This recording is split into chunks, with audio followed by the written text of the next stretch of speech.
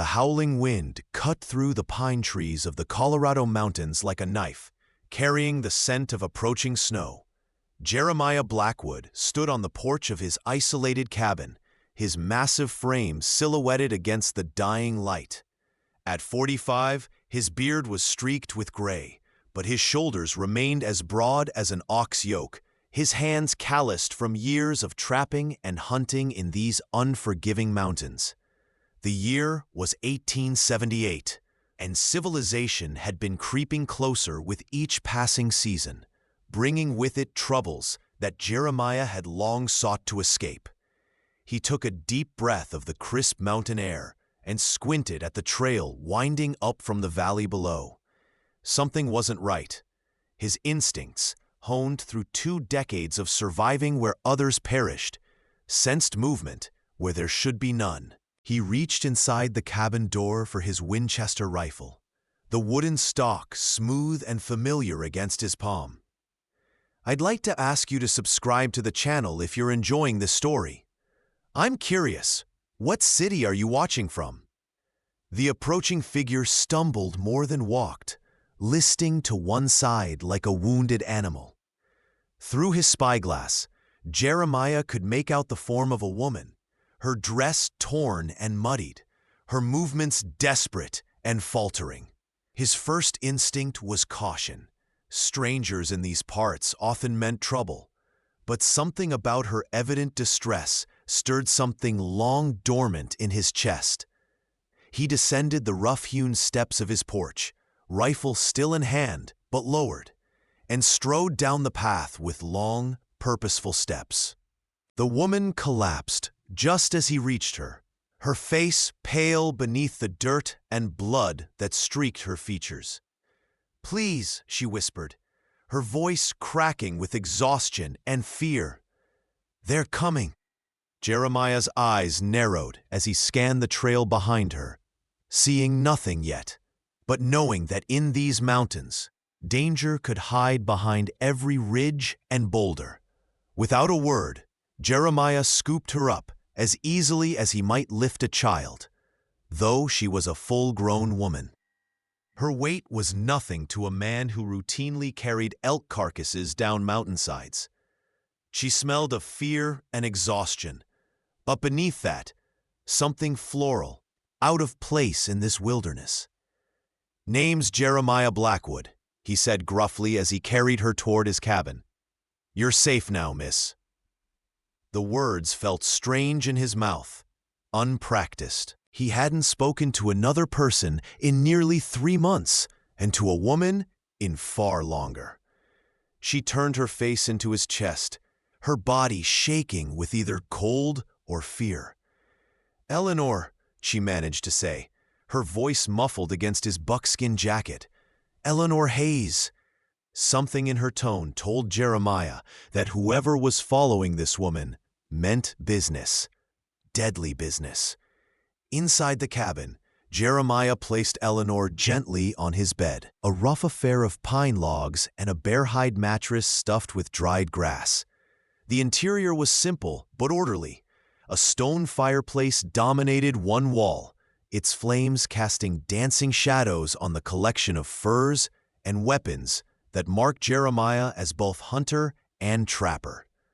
He poured water from a kettle into a basin and offered her a clean cloth.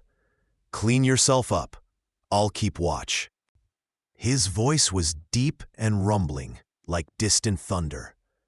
Eleanor took the cloth with trembling hands, her eyes, a striking shade of green, finally meeting his. "They'll kill me if they find me," she said, her voice steadier now. "They've already killed others." Jeremiah nodded once, his expression giving away nothing of his thoughts. "Ain't nobody gonna find you up here unless I allow it," he stated simply, as if announcing that water was wet or sky was blue. As Eleanor washed the dirt from her face, Jeremiah assessed her more carefully. She was perhaps 30, with auburn hair that would have been beautiful, if not matted with mud and twigs. Her hands were too soft for frontier work, suggesting she hadn't been long in the territories. Most telling were the bruises on her wrists and neck, marks of restraint and violence that made his jaw tighten with a slow-burning anger. "Who's after you?" he asked, checking the loads in his rifle and pistol with practiced movements. Eleanor's hands stilled, the cloth clutched tightly between her fingers. "Men who work for Jeffrey Hale," she answered, her voice dropping to a whisper, as if even saying the name might summon its owner. "He owns half the mining operations in Silverton. I was his companion." The hesitation told Jeremiah everything he needed to know about the nature of that arrangement. Night fell fully over the mountains, bringing with it a silence that seemed to press against the cabin windows like a living thing. Jeremiah stoked the fire and prepared a simple meal of venison stew, watching as Eleanor ate with the careful restraint of someone accustomed to dining with so-called civilized folk, despite her obvious hunger. "Why'd you run?" he asked finally, his spoon scraping against the wooden bowl. Eleanor set her spoon down, her eyes fixed on the dancing flames in the fireplace. "Because I saw something I shouldn't have," she replied, her voice barely audible above the crackling of the fire. "I saw him kill a girl, a young woman who worked at one of his brothels. She threatened to expose his other operations." Her hands trembled slightly. "When I confronted him, he locked me away, said I'd be next if I didn't keep my mouth shut. But I knew he'd kill me anyway, once I'd served my purpose." Jeremiah nodded, requiring no further explanation. He'd encountered men like Hale before, men who believed money and power gave them ownership over others' lives, men who thought the law was simply another tool for their use, to be applied when convenient and ignored when not. How many men? He asked, practical concerns foremost in his mind. Eleanor's face paled slightly. 6 rode with him when they pursued me, all armed, all killers. Jeremiah's expression didn't change. 6 armed men against 1 might seem like poor odds to some, but in these mountains, with winter approaching, and with Jeremiah's intimate knowledge of every ridge and ravine, the advantage wasn't as clear-cut as numbers might suggest. "Get some rest," he told her, rising to his full height, towering in the small cabin. "I'll keep first watch."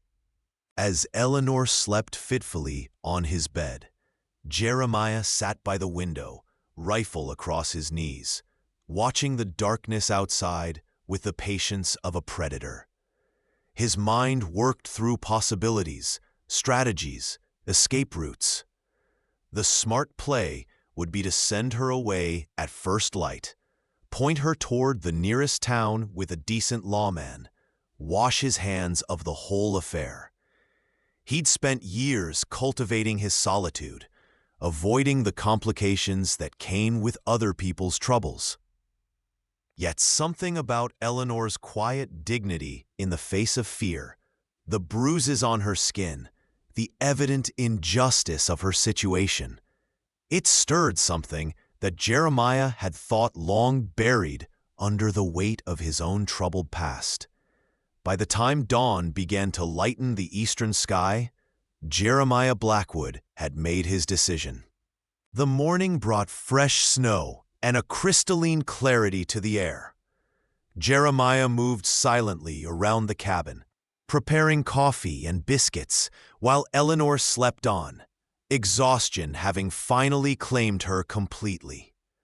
He stepped outside, scanning the approaches to his home with experienced eyes. The new snow would make tracking easy, both for him and for anyone following Eleanor. He circled the cabin, checking his traps and snares, ensuring that no one could approach unseen from any direction. When he returned, Eleanor was awake, her hair combed and her face washed. though the bruises stood out starkly against her pale skin in the morning light. "They'll come," she said simply, accepting the coffee he offered. Jeremiah nodded. "I know," he replied. "Question is, what do you aim to do about it?" Eleanor's eyes widened slightly, surprise evident in her expression. I don't know," she admitted. "I thought I'd keep running, find somewhere they couldn't reach me." She hesitated, looking around the simple cabin. Somewhere like this, perhaps. Jeremiah sat across from her, his massive hands cradling his coffee mug, making it look like a child's toy. "Running's one choice," he agreed, his voice neutral. "Not always the best one." He studied her face, seeing the intelligence behind her fear, the determination that had already carried her farther than most would have managed. "Hale's the kind that doesn't stop," he continued. "Men like that, they see someone running from them as a challenge to their power. They'll keep coming till they find you, no matter how far you go."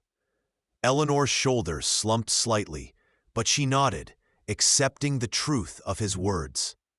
"There's another way," Jeremiah said after a long moment of silence, his voice lower, almost a growl. "Face him. End it." Eleanor's head snapped up, her eyes wide with disbelief. "Face him? He has guns, money, men willing to kill for him. I'm just—" "You're not just anything," Jeremiah interrupted, surprising himself with the intensity in his voice. "You're a witness to murder. In civilized places, that means something." He set his coffee down and leaned forward. 30 miles north of here is Silver Creek. Got a federal marshal stationed there. Man named Thaddeus Parker. Hard man, fair man. If you testified—" He let the implication hang in the air between them. Eleanor stared at him, hope and fear warring in her eyes. "He'd kill me before I ever reached a courtroom," she whispered. Jeremiah's mouth curled in what might have been the ghost of a smile. "Not if I took you there," he said simply. The sound came suddenly, the distant whinny of a horse carried on the clear mountain air. Jeremiah was on his feet in an instant, rifle in hand, moving to the window with a speed that belied his size. "They've found the trail," he said, voice clipped and certain. Eleanor stood as well, fear evident in her posture, but determination in her eyes. "What do we do?" she asked, no trace of hysteria in her voice despite the danger. Jeremiah assessed her with new respect.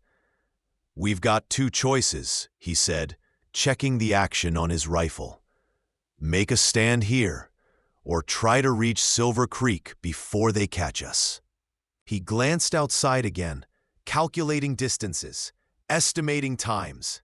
Stands risky with 6 of them.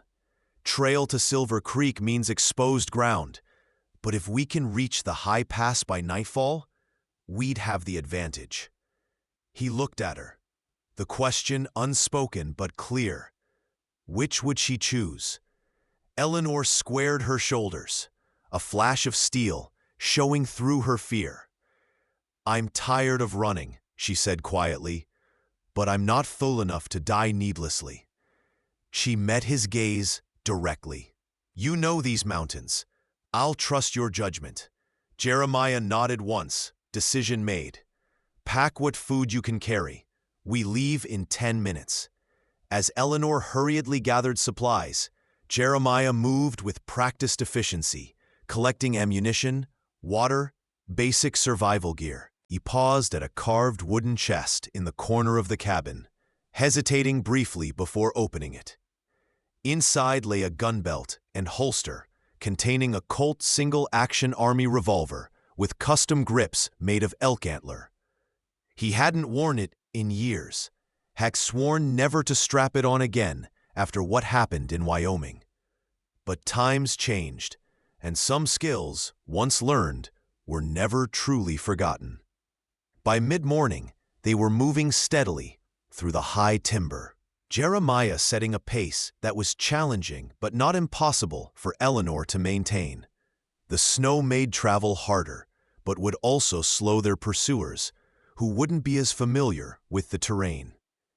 Jeremiah led them along game trails and natural ridgelines, avoiding the more obvious paths while maintaining their northward direction towards Silver Creek. Eleanor kept up without complaint, though Jeremiah could see the effort it cost her.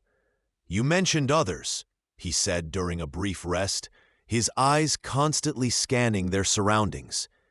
"Other women hail hurt?" Eleanor's face darkened, and she nodded.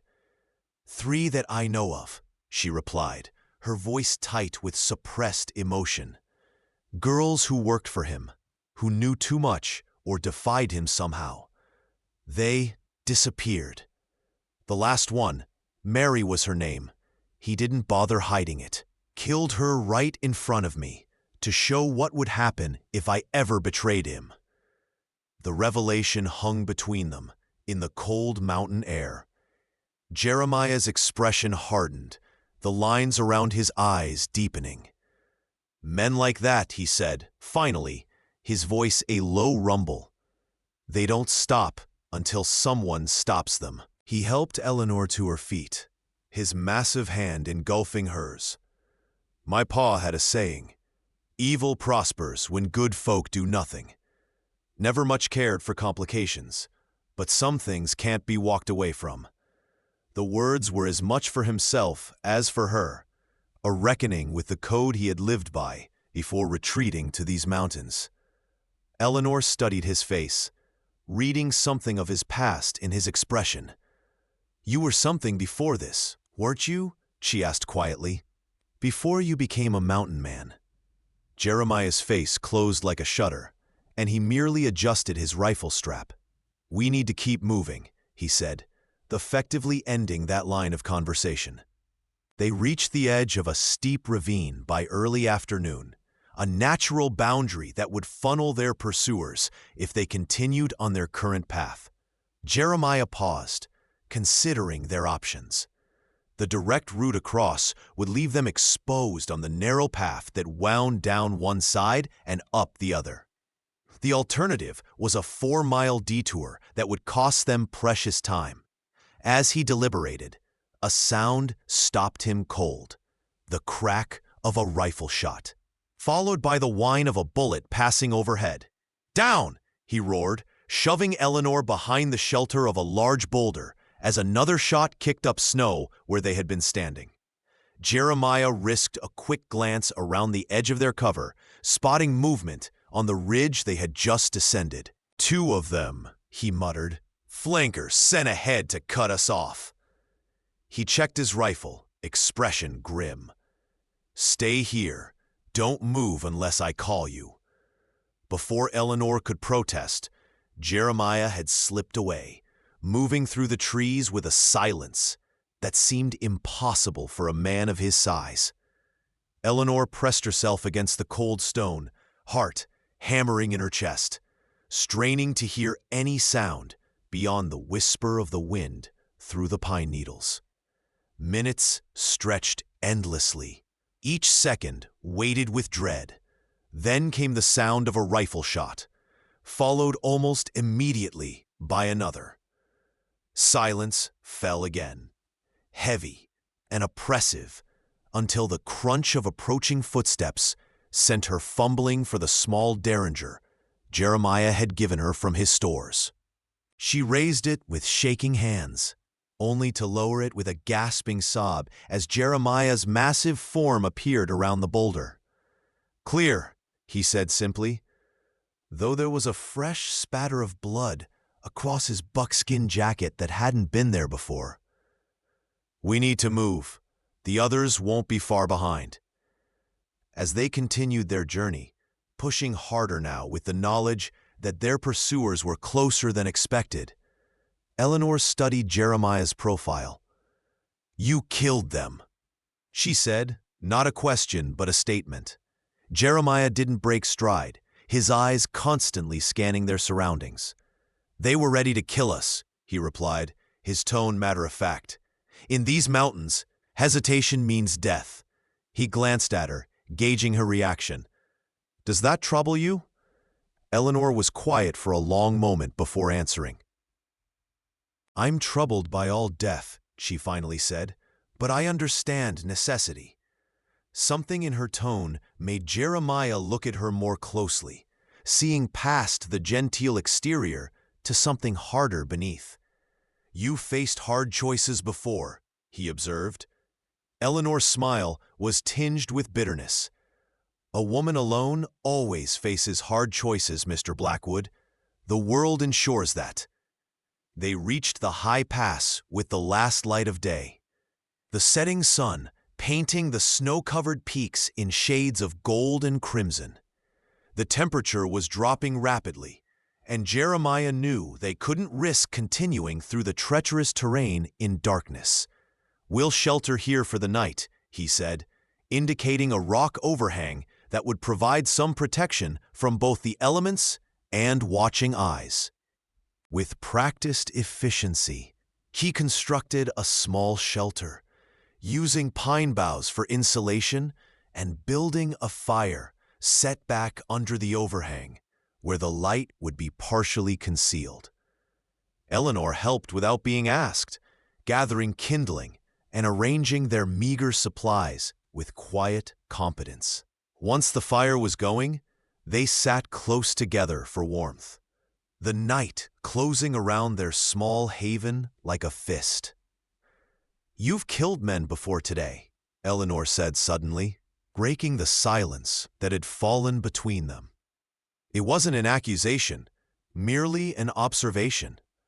Jeremiah's face remained impassive as he stared into the flames. Yes, he answered simply, offering no elaboration. Eleanor waited, and when no further information was forthcoming, she pressed gently. Was it during the war? Jeremiah shook his head. After, he said, his voice low. Was a lawman for a time in Wyoming Territory, U.S. Deputy Marshal. The admission clearly cost him something, stirring memories he'd prefer to leave buried. Eleanor watched him with those keen green eyes, seeing the shadows that moved behind his weathered features. What happened? She asked, her voice barely above a whisper. Jeremiah remained silent for so long that Eleanor thought he wouldn't answer. When he finally spoke, his voice was rough with suppressed emotion. Was tasked with bringing in a man named Silas Roth, he began, eyes fixed on the dancing flames. Murderer, thief, all-around bastard. Tracked him for 6 weeks across 3 territories. Finally cornered him in a small settlement called Bitter Creek.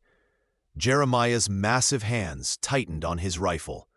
He'd taken hostages, a woman and her 2 children. I tried to negotiate, thought I was being clever. His jaw clenched. I was wrong. Roth killed the woman right in front of me, was aiming at the first child when I put him down. The firelight cast deep shadows across Jeremiah's face, highlighting the pain etched there. The townsfolk, they called it justice. Pinned a medal on me. But those children, he broke off, shaking his head. They looked at me like I was no different from Roth. Just another killer. And maybe they were right. Turned in my badge the next day. Headed into these mountains and never looked back. He fell silent, the confession hanging in the air between them. Eleanor reached out slowly, her small hand coming to rest on Jeremiah's massive forearm. You tried to save them, she said softly. That makes all the difference in the world. Jeremiah looked at her, really looked at her, seeing the compassion in her eyes, but also the strength, the resilience that had allowed her to survive her own ordeals. Does it? He asked, genuine uncertainty in his voice. Eleanor nodded firmly. Intent matters, Mr. Blackwood. You intended to protect. Hale and men like him intend to destroy. That's not a small distinction. It's everything. She withdrew her hand, wrapping her arms around herself. as the night chill deepened. "When I first ran from hail, I prayed for deliverance," she continued, her voice taking on a confessional quality that matched his own. "I never expected it to come in the form of a mountain giant with a Winchester rifle." A small smile touched her lips, transforming her face and catching Jeremiah off guard with its genuine warmth. Dawn broke clear and cold, the kind of brittle mountain morning where breath freezes in the air and sound carries for miles. Jeremiah was already awake, had been for hours, keeping watch while Eleanor slept fitfully beside the dying embers of their fire. He had spent the night replaying their conversation, turning her words over in his mind like stones in a creek bed. Intent matters. The thought had lodged in him, challenging the simple narrative of guilt and penance that had driven him to isolation. As the first light crept across the snow-covered landscape, he made a decision. Gently, he shook Eleanor awake. "We need to move," he said, his voice low but urgent. "We're only a few hours from Silver Creek if we push hard, but Hale's men won't be far behind."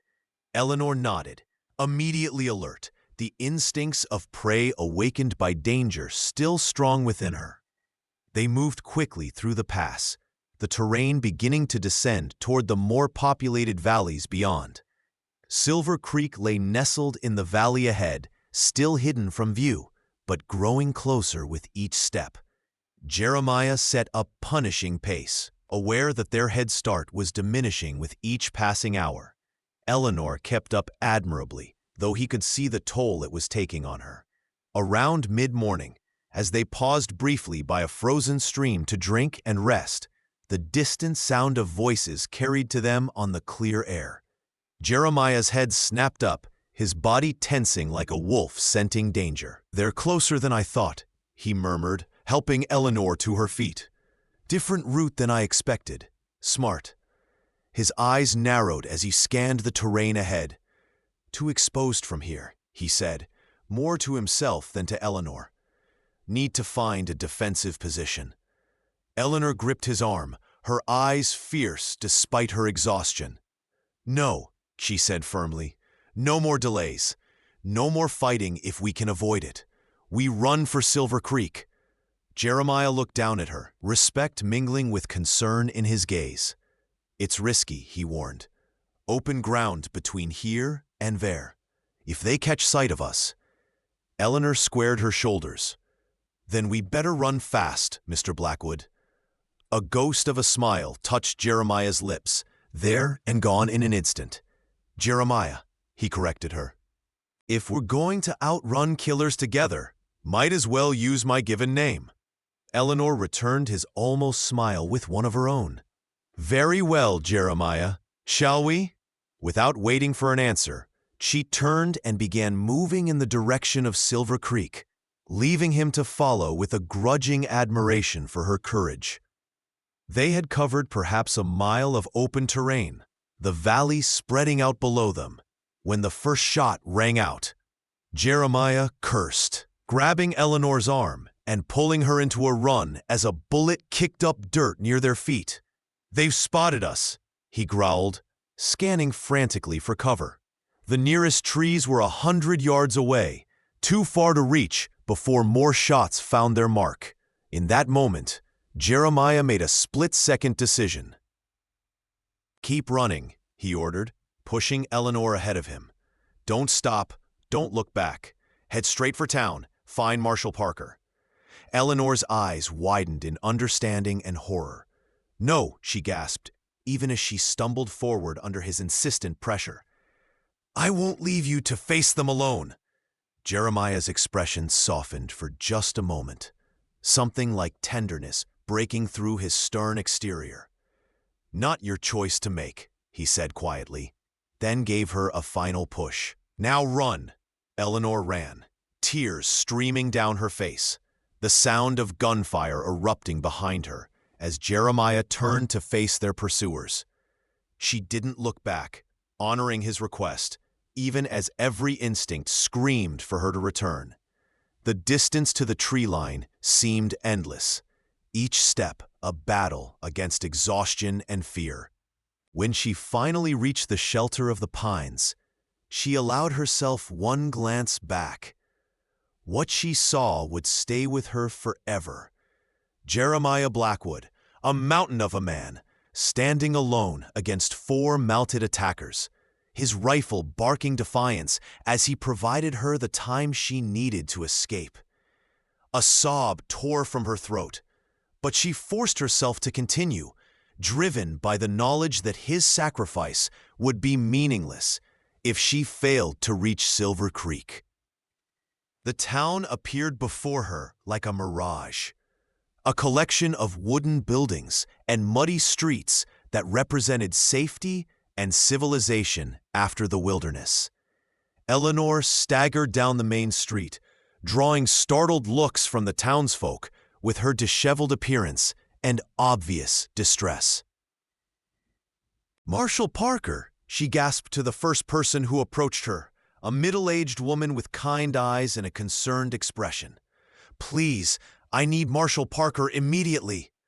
Word spread quickly in a small town, and within minutes, a tall man with a silver star pinned to his vest approached, his weathered face serious beneath a wide-brimmed hat. "I'm Marshall Parker," he said, his voice carrying the weight of authority. "And you look like you've got a powerful lot of trouble following you, ma'am." Between gulping breaths, Eleanor explained the situation, Hale's crimes, her escape, Jeremiah's last stand to buy her time to reach town. Marshall Parker's expression grew increasingly grim as he listened. "Jeremiah Blackwood, you say?" he asked when she finished, something like recognition flickering in his eyes.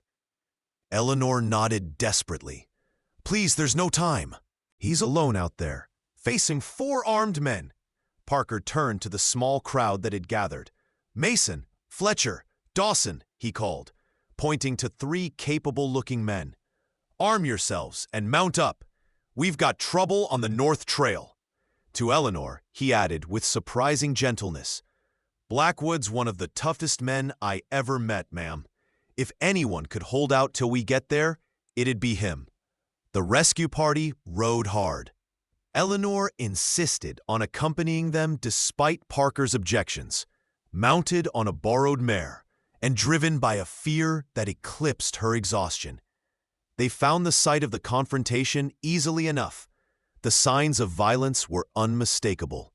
2 men lay dead in the snow, their blood stark against the white. Of Jeremiah and the other pursuers, there was no immediate sign. Parker dismounted, examining the scene with the practiced eye of a lawman. "Blackwood took down 2, he muttered, "but there was a struggle here."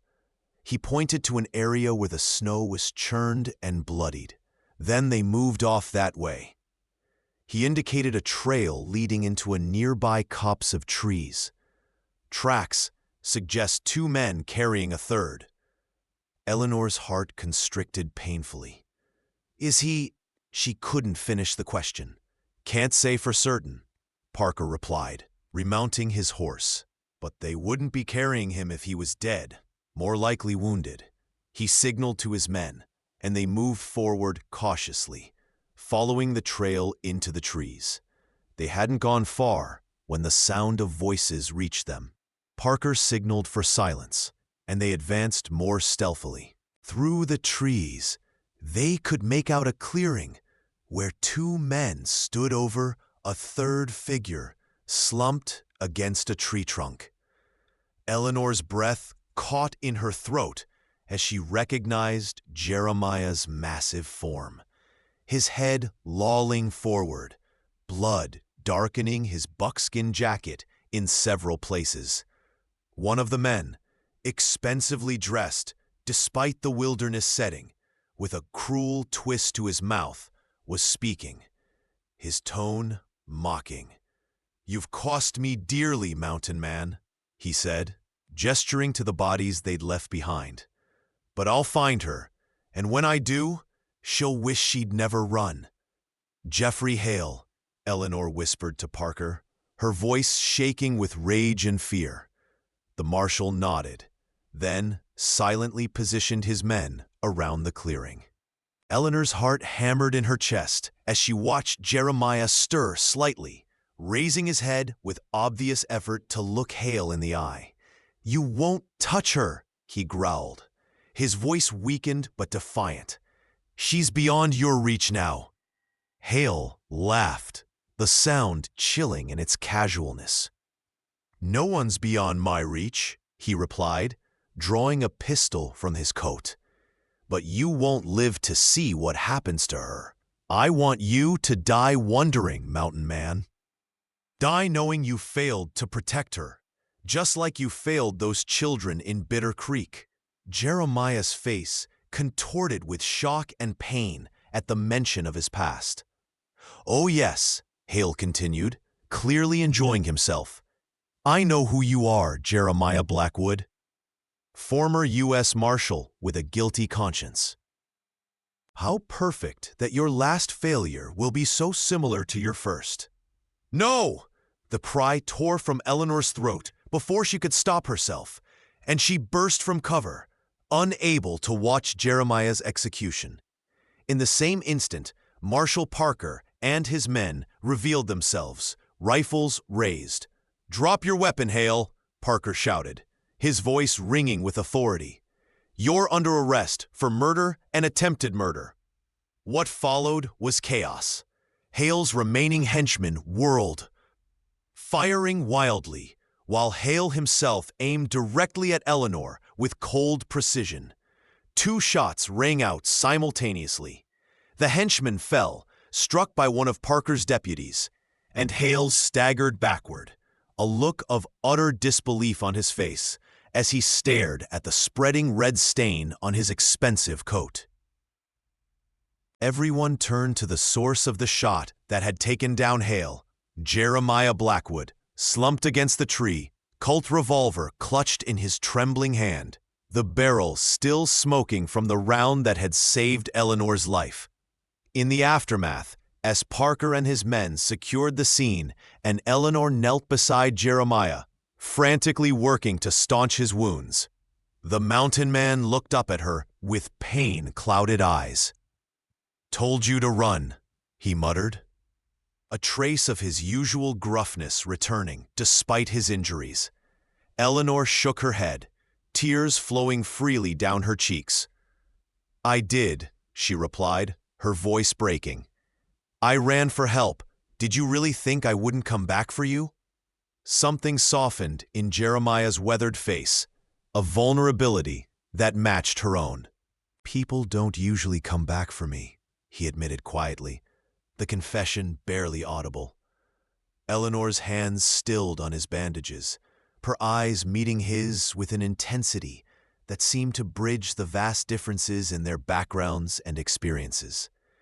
"I'm not people, Jeremiah Blackwood," she said firmly, "and I'm not leaving you again. Don't hurt me like the others," she whispered, her voice breaking with the vulnerability of the request. Jeremiah's massive hand, gentle despite its size and strength, came up to brush a strand of hair from her face. "I'd kill any man who tried," he growled, and despite his weakened state, there was no doubt in either of their minds that he meant every word. As Marshal Parker approached to check on Jeremiah's condition, the mountain man kept his eyes fixed on Eleanor's face, as if memorizing every detail. In that moment, something unspoken passed between them, an understanding that transcended words, a connection forged in fire and blood and sacrifice. It wasn't love, not yet. Such things needed time to grow, but it was a beginning. And for 2 souls who had known more endings than beginnings, it was enough. More than enough. It was hope. The journey back to Silver Creek was slow and careful, with Jeremiah's wounds demanding gentle handling despite his stoic protests. By the time they reached town, word of the confrontation had spread, and the town doctor was waiting to tend to the injured mountain man. Eleanor refused to leave Jeremiah's side during his treatment, her hand firmly clasped in his massive one as the doctor extracted bullets and stitched wounds. Marshal Parker stood nearby, his expression thoughtful as he observed their interaction. When the doctor had finished and declared that Jeremiah would recover with proper rest, Parker approached the bed where the mountain man lay. "Never thought I'd see Jeremiah Blackwood again," he said, genuine respect in his voice. "Stories of you were legend in the Marshal Service, even after you left." Jeremiah grunted, uncomfortable with the recognition. "That was another life," he replied. "Maybe so," Parker agreed. "But that life just saved this lady and helped bring down one of the most dangerous men in the territory." He turned to Eleanor. "Ms. Hayes, I'll need your formal statement about Hale's crimes when you're rested. With his death, some matters are concluded, but there will still be a reckoning for his associates." Eleanor nodded, her exhaustion evident, but her spirit unbroken. "I'll tell you everything," she promised. "Every girl he hurt, every crime I witnessed. It's time the truth was known." Parker nodded, satisfied, and left them to rest. Once alone, Eleanor turned to Jeremiah, her expression serious. "What happens now?" she asked quietly. Jeremiah was silent for a long moment, his eyes fixed on the ceiling. "Never been much good at planning futures," he finally said. "Always figured my past would catch up to me someday." Eleanor's hand tightened on his. "Your past did catch up to you," she pointed out gently. "And you faced it. You saved me." She hesitated, then continued with careful words. "The cabin in the mountains, is that truly what you want? Complete isolation?" Jeremiah turned to look at her, really look at her, his eyes searching her face for something only he could identify. "It was," he admitted, the simple words carrying the weight of revelation. "Not sure anymore." He fell silent again, a man unaccustomed to articulating feelings, finding himself navigating unfamiliar emotional terrain. "Could use help with the place," he finally said, the words coming slowly, testing each one. "Winters are hard, summers are short. It's no life for someone used to towns and people." The statement hung in the air between them, both question and offering. Eleanor smiled then, a genuine expression that transformed her face and reached her eyes for the first time since Jeremiah had found her stumbling up the trail to his cabin. "I've had my fill of towns and most people," she replied, her voice steady with certainty. "I could learn to love mountains, already finding myself rather fond of a mountain man." Color rose in Jeremiah's weathered cheeks, and he cleared his throat gruffly, unused to such direct emotional declarations. But he didn't pull his hand away from hers, and when he finally spoke, his deep voice was rough with feeling. "Might take some getting used to," he warned, "having someone else around after so long alone."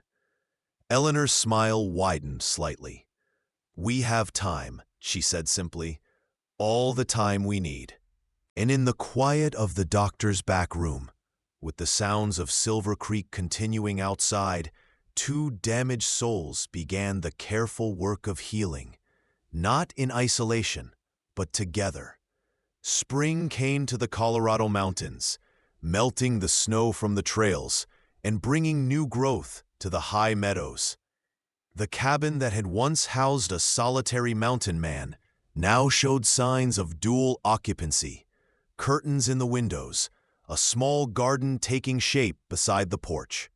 Two chairs set side by side to watch the sunset. Jeremiah and Eleanor had returned to his mountain home once his wounds had healed and her testimony had been recorded, choosing the peace of the wilderness over the complications of town life. It hadn't been easy. Both carried scars, both physical and emotional. Both were accustomed to independence and solitude in their own ways. There had been arguments, misunderstandings, moments of doubt. But there had also been laughter, gradually increasing in frequency. There had been quiet evenings by the fire, sharing stories and silence in equal measure. There had been healing, slow but steady, for wounds that went far deeper than bullets or bruises. On a clear morning in late May, Jeremiah stood on the porch, watching Eleanor tend to the garden she had insisted on planting, despite his warnings about the short growing season. Her auburn hair was tied back with a simple ribbon, her hands already dirty from the soil, her face peaceful in a way it hadn't been when he first found her. Something swelled in his chest at the sight, a feeling he had nearly forgotten was possible. He moved to join her, his large frame casting a shadow across the newly turned earth. "Riders coming," he said, nodding toward the trail that led up from the valley. Eleanor straightened, a flicker of the old fear crossing her face before she mastered it. "Trouble?" she asked, her voice calm despite her concern. Jeremiah shook his head. "Marshall Parker looks like. Just one man with him." He offered her his hand, helping her to her feet with the gentleness that still surprised her, coming from such a formidable man. Together, they waited as the riders approached, standing side by side on the ground they now shared. "Blackwood," Parker called as he drew near, raising a hand in greeting.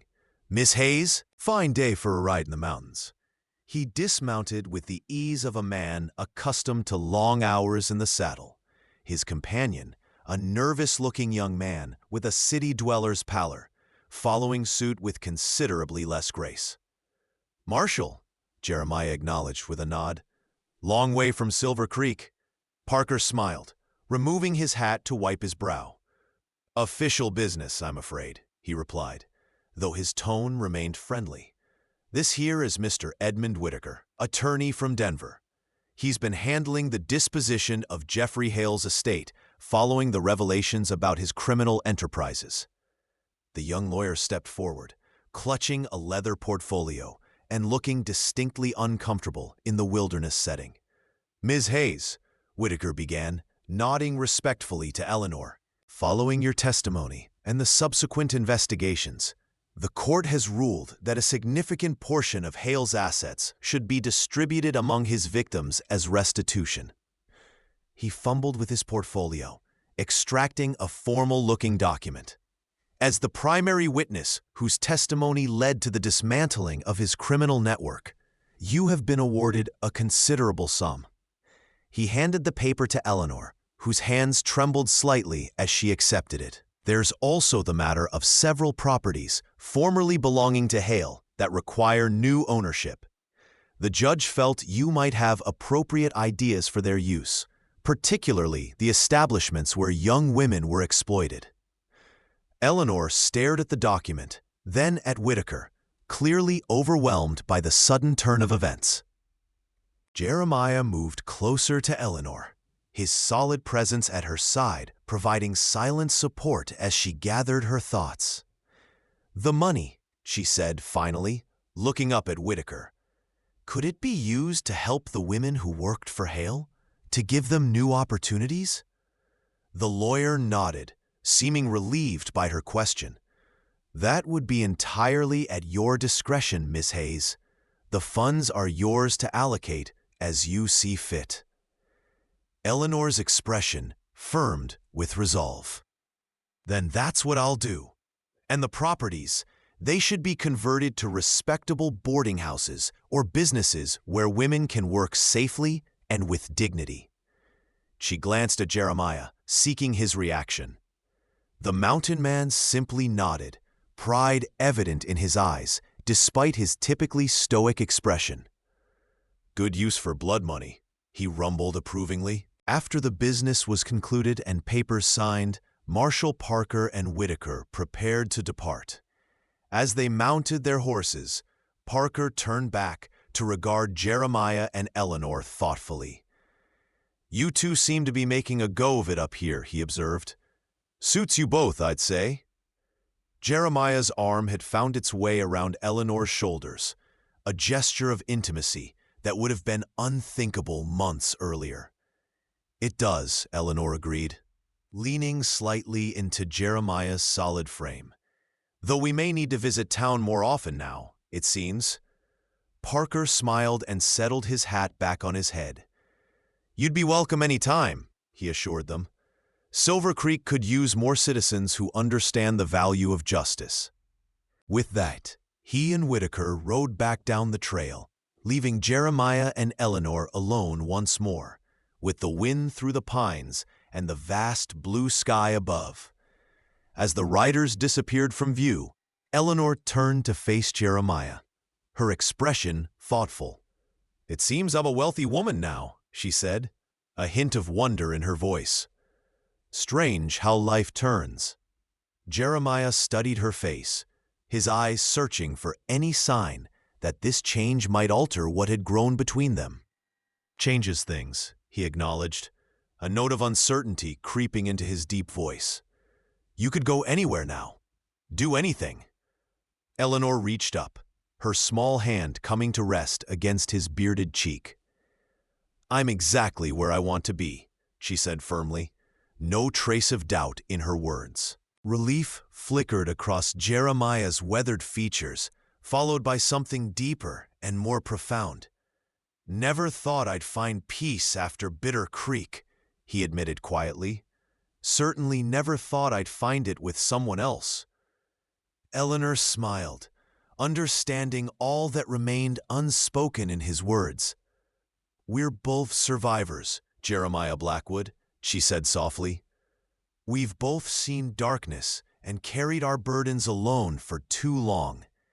She gestured to the cabin, the garden, the mountains surrounding them. "This is our second chance, our new beginning." Jeremiah's massive hand covered hers where it rested against his face, his touch gentle despite his strength. "Don't hurt me like the others," she whispered, echoing the words she had spoken in her most vulnerable moment, now transformed from plea to promise. Jeremiah's response was immediate and certain, his voice a protective growl that contained all the devotion his unaccustomed heart could express. "I'd kill any man who tried." And in the clear mountain air, with spring blooming around them and the shadows of the past finally beginning to recede, those simple words were all the vow they needed.